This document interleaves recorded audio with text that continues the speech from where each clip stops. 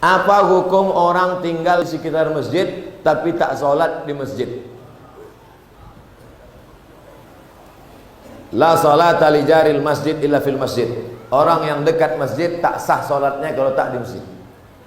Hadis ini kata sebagian ulama dhaif, tak bisa dipakai untuk hukum, tapi bisa dipakai untuk fadail a'mal. Nabi kalau selesai sholat dia menengok ke belakang, dia tengok satu-satu, asyahidun fulan, asyahidun fulan, asyahidun fulan. Mana si fulan kenapa tak ke masjid? Mana si fulan kenapa tak ke masjid? Mana si fulan kenapa tak datang ke masjid? La uharriqanna alaihim buyutahum.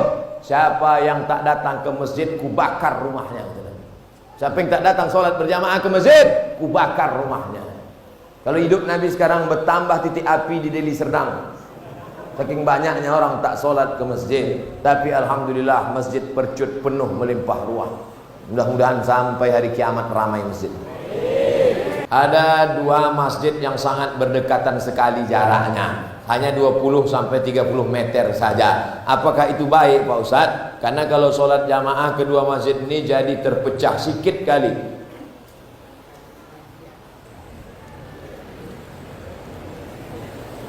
Ini Masjid Husain. Karena di dalam masjid itu ada kepala Husain, cucu Nabi, Sayyidina Husain. Nabi punya anak Fatimah, Fatimah punya anak Husain. Kepala Husain ada di belakang. Ini jalan raya, ini Masjid Al-Azhar. Nanti kalau Bapak ke Mesir, Kairo, mana tempat Ustadz Somad kuliah dulu? Ini Masjid Al-Azhar.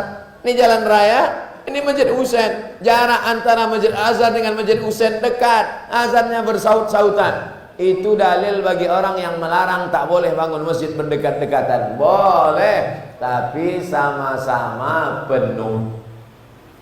Ini dua masjid dekat sama-sama kosong.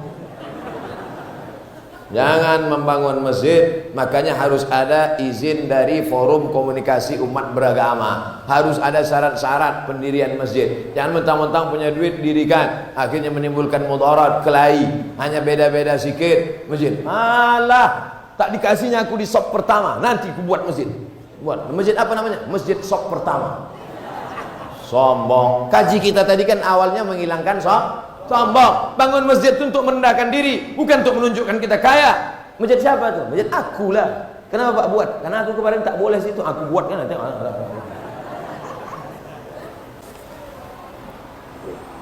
Bagaimana menjadi sebaik-baik wanita yang kelak Allah janjikan masuk ke dalam surga? Posisi saya sebagai istri hanya salah sama suami. Bagaimana cara saya menebus kesalahan saya Pak Ustadz? Ciri perempuan solehah ada 4. Iza amartaha ata'atka. Kalau disuruh dia patuh. Ciri perempuan solehah pertama, kalau dia suruh ata'atka. Kalau disuruh patuh. Adinda, masakkan abang, sudah siap bang. Kok cepat kali? Ku beli nasi bungkus tadi.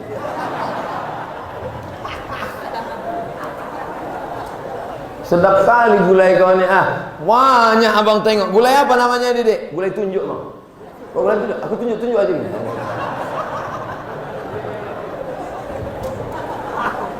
2. Iza nazarta ilaiha sa'aratka.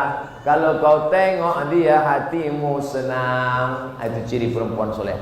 Asal kau tengok senang hatimu, sejuk matamu nengok dia. Masya Allah Pak Ustaz, saya senang kali nengok dia.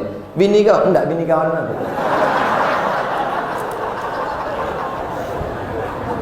Idza nazarta ilaiha sarratka. Kalau kau tengok dia hatimu senang. Idza amartaha ata'atka. Kalau kau suruh dia patuh. Yang ketiga, idza ghibta anha.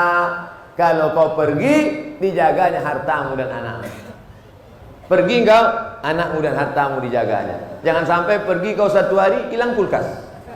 Pergi sehari lagi hilang rumah. Pergi 3 hari dia hilang. Yang keempat, selalu didoakannya engkau.